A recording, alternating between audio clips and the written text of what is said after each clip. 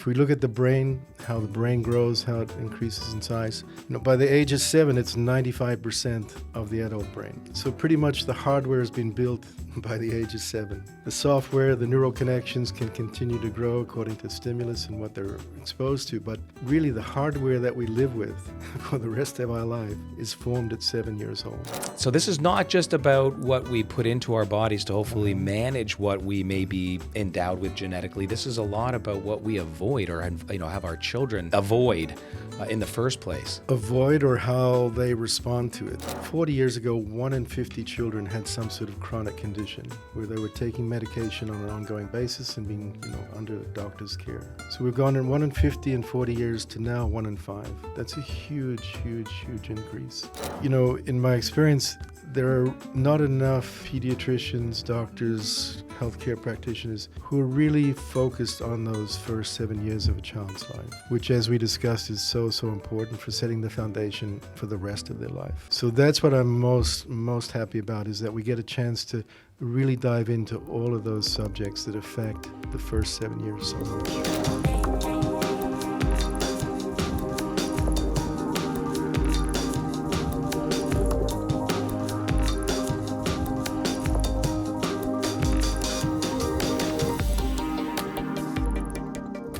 Welcome to the first 7 years, where we explore the crucial early years of your child's life. Your expert host is Dr. Murray Clarke, who I'm honored to be with. He's made it his life mission to optimize childhood health using natural approaches. And myself, Bryce Wylde, as co-host, we aim to guide you through nurturing your child's development with expert advice on nutrition, health, and wellness. And in this inaugural episode, we dive into what the first 7 years is all about and how future episodes will cover topics critical for your child's future, discussing everything from brain development, immune health, to the impact of nutrition and supplementation, and well beyond. And our series promises to deliver expert insights. We have some incredible names: Dr. Bill Sears, Dr. Mehmet Oz, Dr. Andrew Weil, all kinds of experts in the field of health and wellness and nutrition, some amazing pediatric insights from a whole bunch of people you're going to want to tune into, practical tips, real life success stories to empower you as a parent, whether you're new and or experienced. So thank you for joining us, and welcome to the first 7 years. Dr. Murray Clarke, I am honored to be with you in this series. Tell us a little bit about what inspired you to take a focus on pediatrics in context of natural health and wellness. Sure. No, it's my pleasure to be here with you, Bryce. And I look forward to the whole series that we're going to do together. I graduated medicine, got licensed in 1980, set up my private clinic in Santa Monica, Los Angeles, and initially more family medicine, which evolved into pediatrics and just concentrating on children. So we had a little bit of some experience going on there. A little bit. And I think, like most doctors, you learn more in clinical practice than we did at medical school anyway. So Sure.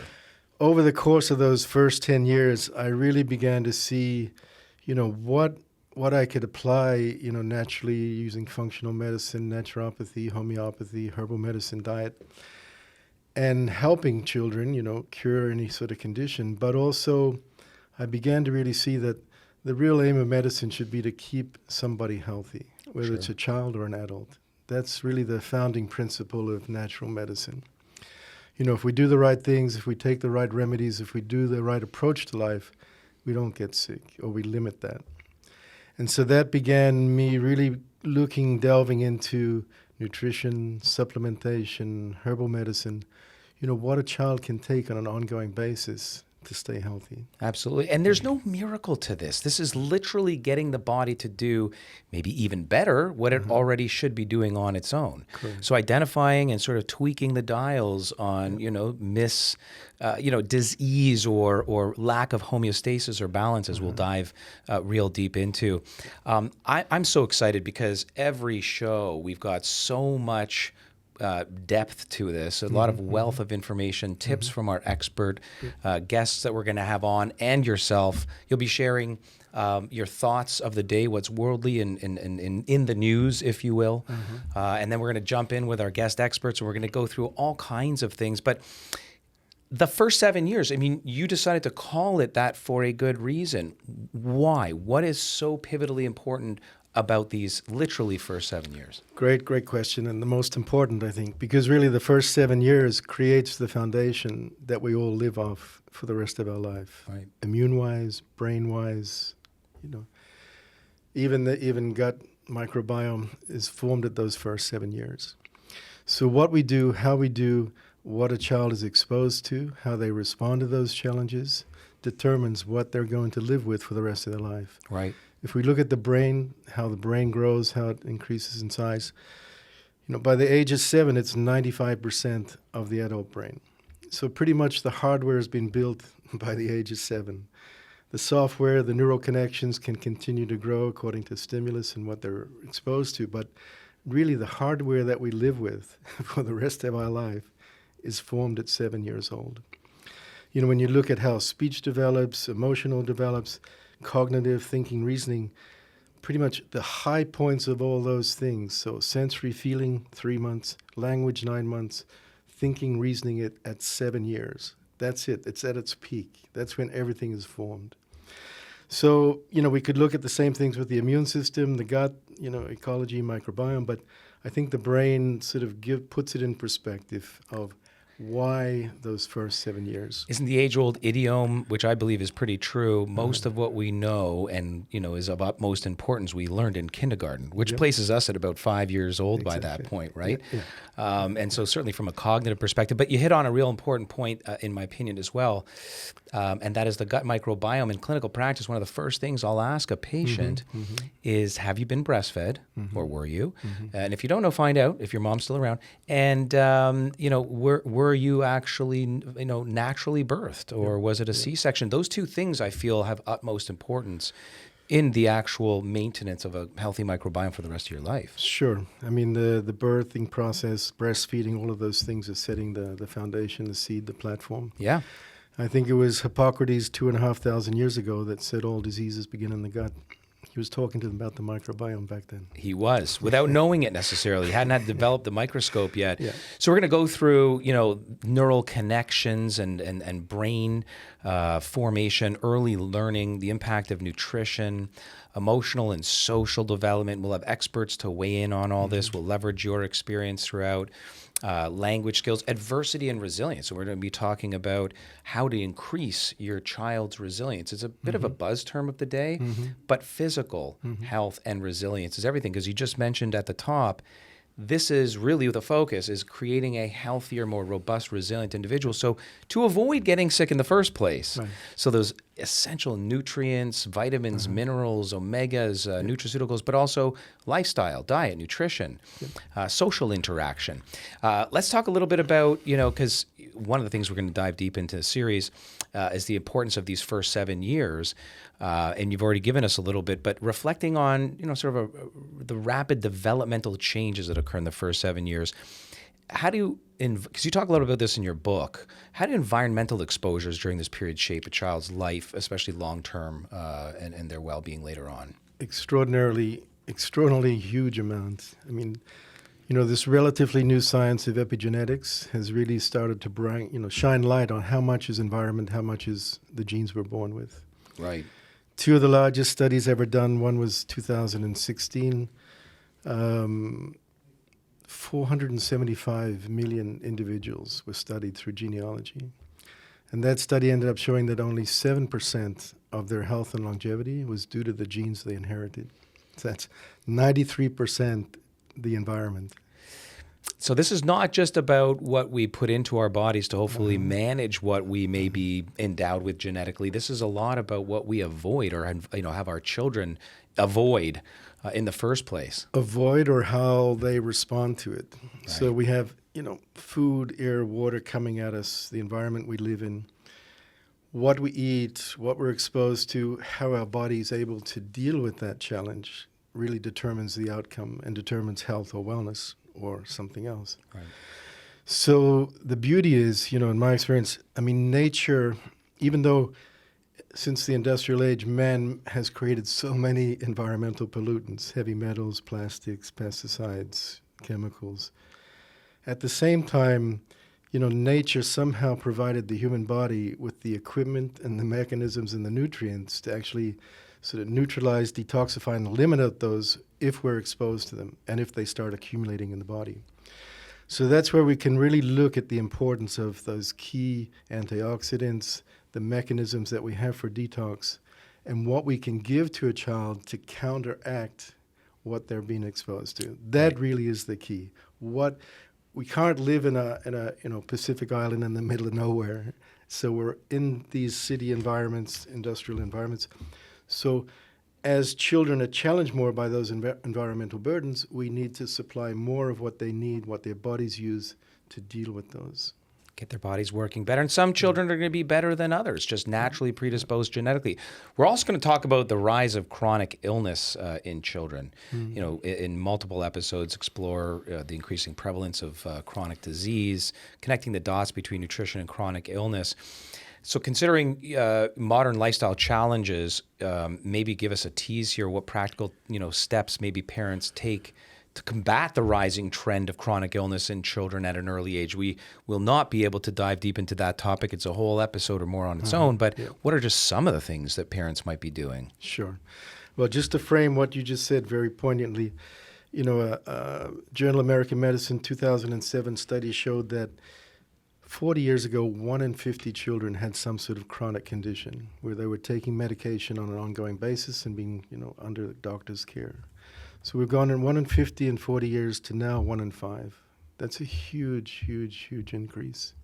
So what parents can do to neutralize those challenges is even more important than ever. So number one, just looking at a clean diet. Clean diet with all the colors of the foods. Absolutely. Yeah. We're looking up at trends in prescription medications use among children and adolescents, 1999 just to 2014, and it's stark. The rise in prescription medications and their exposures to prescription medications has just gone. No, it's skyrocketed through the charts. So we're going to be talking about that, how to manage that, maybe even how to offset that. We're also going to get into the nutrition, the role of nutrition in early childhood development. So we hear a lot about vitamins and minerals, which are important. We'll go through them, omega-3 fatty acids, et cetera.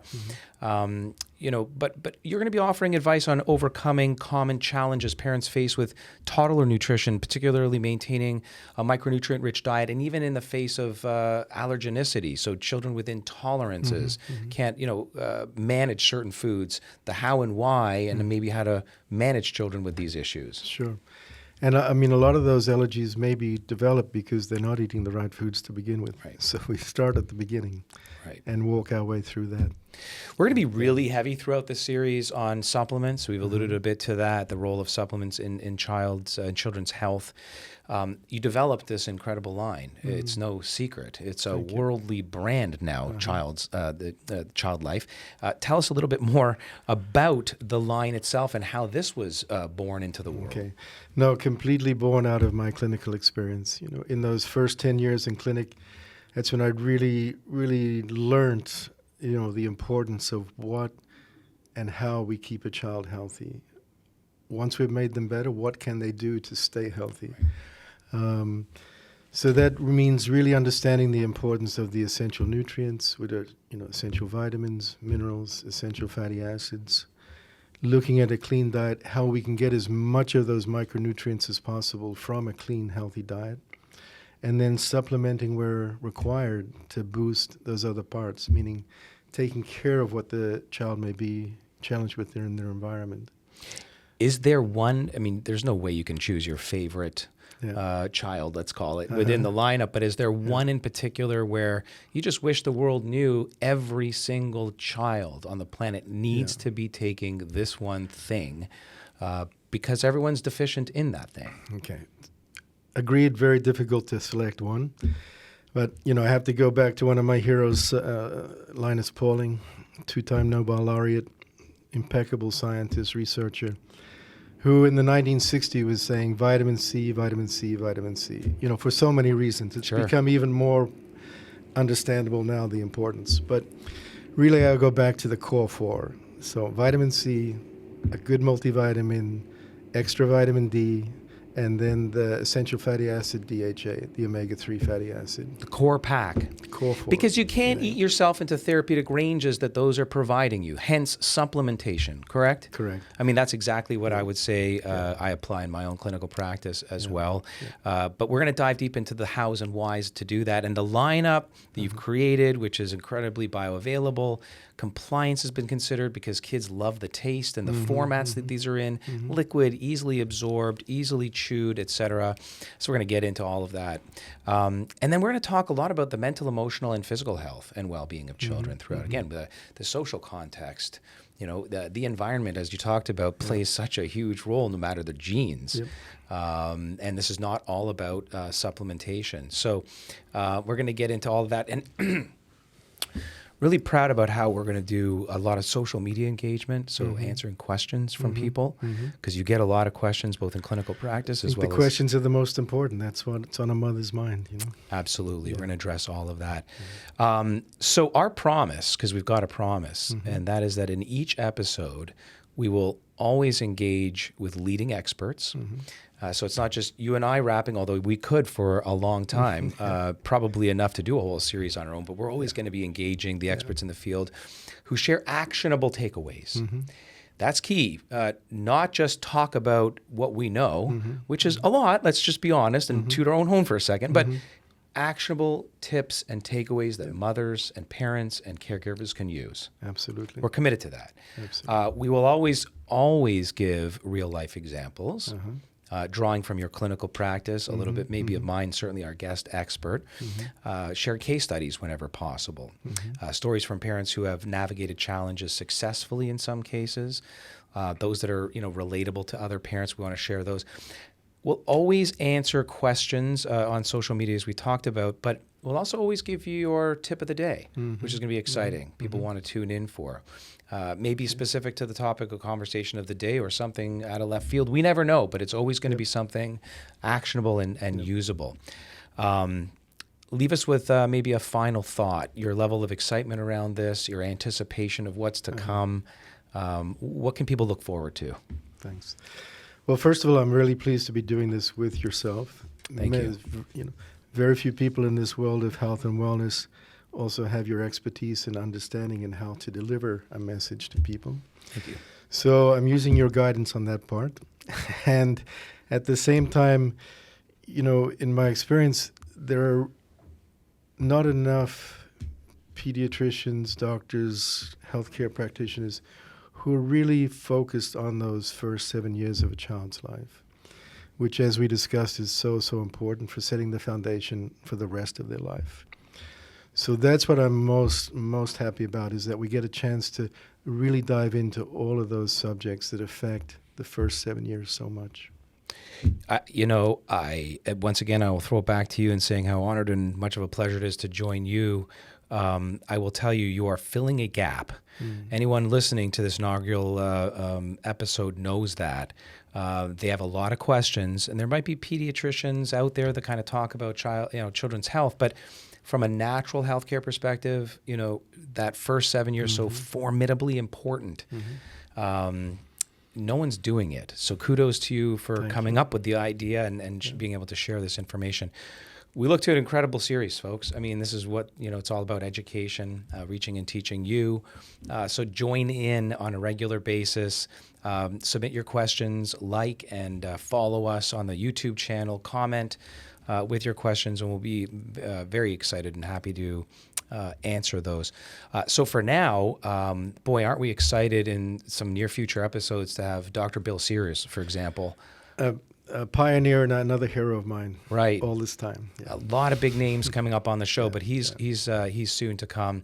Mummy bloggers through to, as I mentioned, big names like Dr. Andy Weil, who've been in the industry for some time. Yeah, so we're looking forward to the rest of this series, right? It's going to be an amazing adventure, having some incredible guests on.